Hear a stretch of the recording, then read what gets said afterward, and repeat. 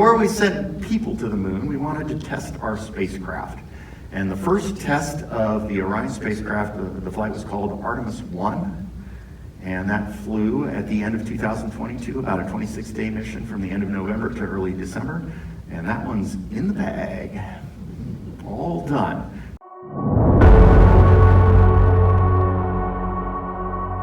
Solid rocket boosters. Then we dropped the core stage down in the middle there, bolt it all together. The stage adapter then that connects the main rocket to the upper stage. We install the upper stage. Then the adapter between the upper stage and the Orion spacecraft. This all takes weeks, by the way. This is vastly sped up. And the Orion spacecraft on top. The European service module is sort of inside the lower cylindrical part of that. Those panels drop away after the rocket is above the atmosphere. And that's what the full stack looked like. And then we always have to put lots of branding on everything because we are NASA. All right. I was involved in the development of the SLS rocket and also the Orion spacecraft for 20 years. Kind of dazed me. So when the time came to launch it, I burned all my favors and made a lot of enemies and made sure that I was down in Florida for all 4 launch attempts. Brand new rocket, actually getting it off the pad on the 4th try is not unheard of with a brand new rocket, but anyway, the downside is it took us 4 tries. The upside was we didn't fly until we were good and ready, and the rocket and spacecraft performed flawlessly.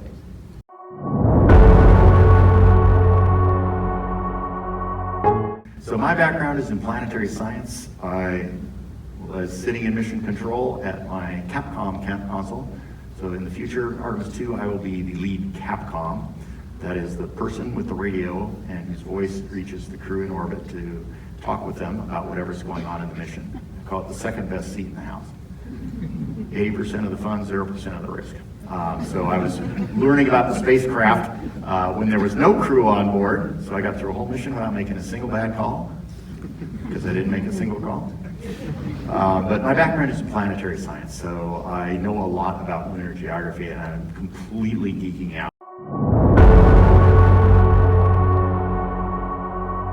There's our brave crew. We named them last April, and you can see it's not all white guys this time. Reed Wiseman in the front, that's our commander. Jeremy Hansen on the right is a Canadian Air Force pilot. So we're on our first flight to the moon. We're taking somebody from another country with us.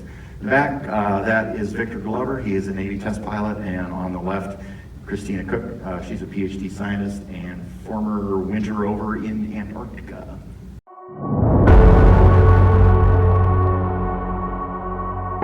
Here's the Artemis 2 mission map. Much simpler than Artemis 1. Now we got people on board, we're going to take kind of a smaller step. So the spacecraft tested out great, but the Artemis 1 spacecraft did not in fact have a life support system on board it. Since there was no crew, there was no point. So the first flight of this new life support system will be with some lives to support. So we want to make extra sure that everything is working great before we kick these folks off on a 10-day loop around the moon. In particular, does the cabin hold atmosphere? We really want that to happen. So we're going to do 1 turn in low Earth orbit to make sure the cabin holds atmosphere. Once we've done that, we're going to kick ourselves into a high orbit that takes about 28 hours to go around the Earth. It's going to be a high elliptical orbit, goes up sort of past the communication satellites in GEO. And during that time, we will make sure that the carbon dioxide scrubbers are working and that the toilet works. We're actually not going that close to the moon on this because this trajectory is designed so that when we fly out to the moon and fly past it, we can get back to Earth without firing any engines. That's because we are pretty sure the engines work, but if the engines don't work and you have to fire them in order to come home, then you don't come home. And we don't like to think about that. So we have specifically designed this to be what we call a free return trajectory, much like the Apollo astronauts did in Apollo 8, so that we can test out the spacecraft.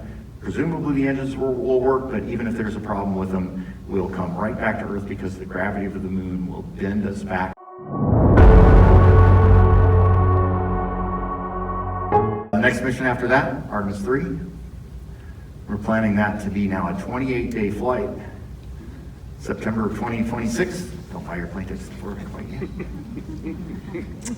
And that one is going to the surface of the moon. And there'll be a short quiz on this at the, no, I'm teasing, at the end of the hour. Much more complicated flight. So on this one, we're going to put the people on the moon.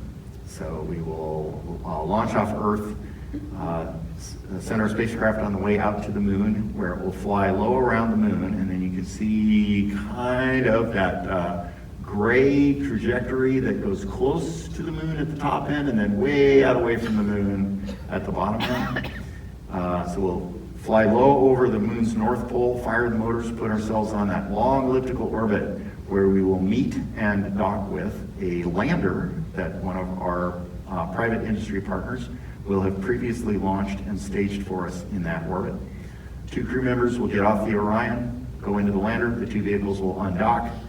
The lander will fire its engines, drop down into low lunar orbit for 1 or 2 turns perhaps, and then land near the lunar south pole, where they will remain for about 4 days. The crew will put on their suits, do some spacewalks, pick up some rocks, test out everything in those suits.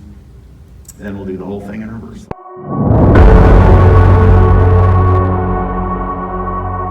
So that's Artemis 3. After that, we're going to fly Artemis 4. Very similar in profile to Artemis 3. Fly out to the moon, get in that high elliptical orbit, send a crew down to the moon in a lander. But when we get there for Artemis 4, there's going to be a little space station waiting for us. And the Orion is going to carry another piece of that space station and add it to that space station, and the lander will dock to the station, and Orion will dock to the station, and we'll do our crew transfers through that little space station. So we're going to be beginning to construct what we call the lunar gateway. The first 2 pieces launched separately on an unpiloted rocket, but starting with Artemis 4, and for every Artemis flight after that, every Orion that goes out to lunar orbit is going to carry a part of this new small space station. So we're planning to launch that in 2020 September. And there's the gateway, and you can see we have a lot of National Space Agency badges on that. And so part of the reason for the gateway is to be able to aggregate hardware in lunar orbit, especially landers. It's also going to have some propellant transfer capability so that we can transfer fuel from one spacecraft to another in orbit around the moon. But another big reason for building the gateway is that by this time, the International Space Station will be nearing the end of its life, and all of the space agencies involved in the International Space Station felt like the cooperation that we've had, the international collaboration that has made the International Space Station successful, is really worth continuing after the space station is gone. So spacecraft don't last forever, airplanes don't last forever. Things wear out and it becomes impossible to repair them. So when the space station is retired, probably around 2030, may go a little longer because we hate to throw away a working spacecraft, but the space station is showing its age. We want to still have the international cooperation that made ISS such a success. And so the gateway is our way to do that.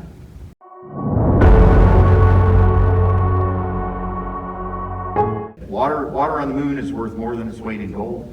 You can drink it, you can split it up in hydrogen and oxygen, and you can breathe the oxygen, or you can put it back together as hydrogen and oxygen, and it makes one of the world's best rocket fuels.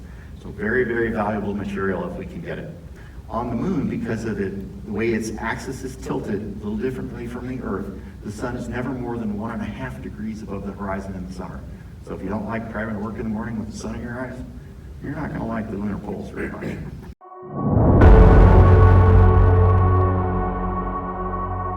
In the Apollo program, our astronauts climbed out of the lunar module and went down a little ladder, which is kind of hard in a spacesuit, but that was only about 10 feet up.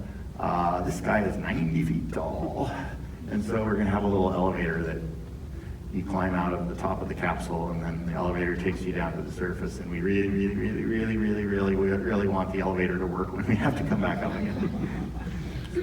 We've been sending astronauts to SpaceX frequently and talking to them about their elevator.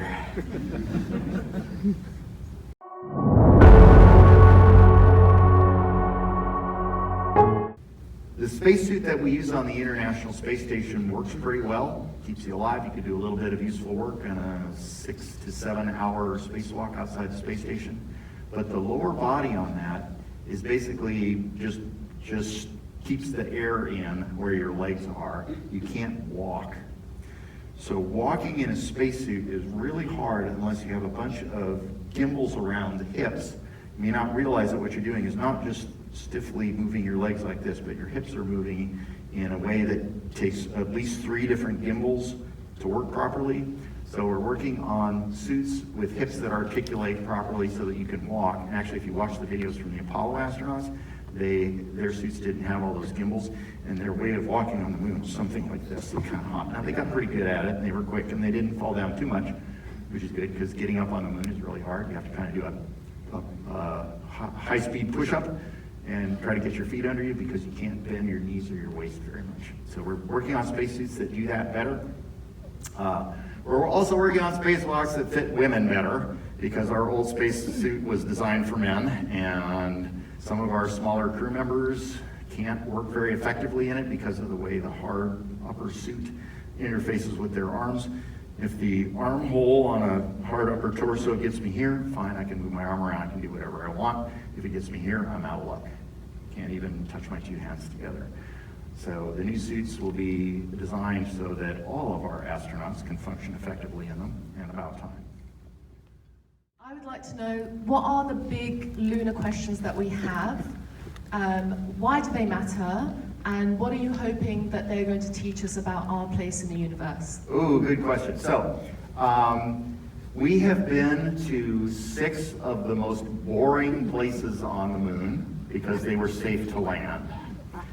So, the moon has the same surface area as North and South America combined, or maybe a little more than the surface area of Africa. So we picked the 6 most boring places in that gigantic area, and there's a lot left to explore. The biggest question about the moon is how really did it form? There are 4 or so theories, and the favorite right now is the least bad of them.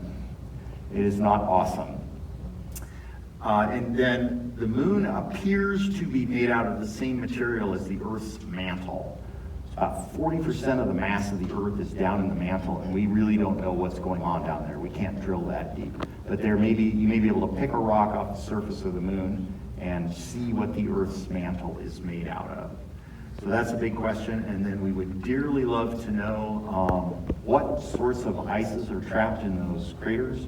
That will give us sort of a snapshot of what we call volatiles, materials like water, methane, ammonia, that are common throughout the solar system. But the stuff that we have on Earth has been severely processed, among other things, by life. There wouldn't be any oxygen in our atmosphere except that life produced it. So the volatiles we have on Earth have been changed so that their own mother wouldn't recognize them. But we think there's a record of that trapped in those craters. And that is just a tiny sample of the lunar science questions that are left to do. I went through a week of training with our geology people, and they had a week's worth of geology questions that they want us to help them answer. So there's a lot to do scientifically on the moon. But an awesome question, thank you. One thing that is guaranteed to stop radiation is mass, and the one thing we can't afford to launch is mass. So all of our pressure hulls are designed to hold the air in, and that's all the pressure hull you're going to get. The good news is that in the vast majority of cases, the radiation you would get on a trip to the moon is not going to harm your health. If you're very unlucky and you get a really big solar flare, you could potentially get enough radiation to harm or kill you. And in fact, there was such a flare in the 1960s between 2 of the Apollo missions when no one was in space. That probably would have been very bad if there had been someone in space. But those happen decades apart. They're very, very unlikely. If you had a medium-large solar flare, we actually have a plan on Orion if that happens. We have radiation detectors on Orion, and then we have lots and lots of satellites looking at the sun all the time. So we would know that this was happening, and we could see the radiation levels coming up from measurements on both Orion and other satellites. And we will essentially instruct the Orion crew to build a fort out of sofa cushions. So we're going to pull out all the stowage that we have, all the food, the clothes, the water bags, everything that we got on the spacecraft, and we're going to line the walls of it, and the crew's just going to kind of hang out. and probably for half a day or something like that until the radiation levels get back. So for all you kids who like to build forts out of sofa cushions, this is astronaut training. You didn't know it, but it is. So, and interestingly, the sofa cushion fort reduces your radiation dose by a factor of 2. So it cuts out half the radiation just from this simple task of, moving stuff around and kind of hiding behind the wall you've just made. So it is shockingly effective. With my background in science, I'm like, yeah, no, it's not going to do anything. But they ran models, and yeah, it's going to work. That's pretty cool. So you hope you are not horribly unlucky, and sofa cushion fort.